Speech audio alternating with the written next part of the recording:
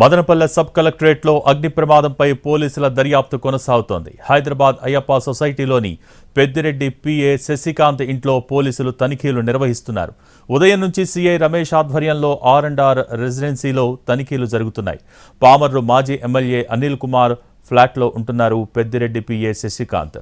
పోలీసులు వస్తున్నారన్న సమాచారంతో ఇంటికి తాళం వేసి వెళ్లిపోయారు.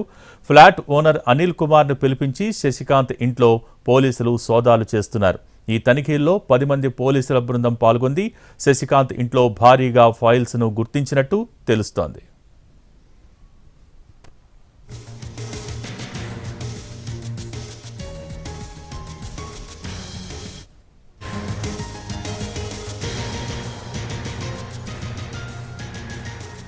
అన్నమయ్య జిల్లాలోని మదనపల్లె సబ్ కలెక్టరేట్లో అగ్ని ప్రమాద ఘటన కేసులో దర్యాప్తు ముమ్మరం చేశారు పోలీసులు.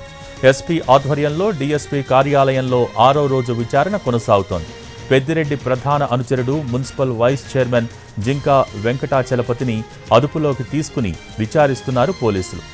మరో అనుచరుడు బాబ్జాన్ ఇంటికి పోలీసులు చేరుకున్నారు.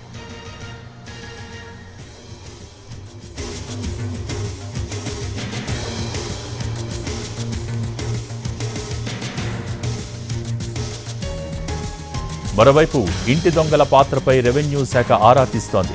ఘటనపై 4 బృందాలు ఎంక్వైరీ చేస్తున్నాయి. ట్రాన్స్కో సిబ్బంది పిలిపించి ఆరా తీశారు.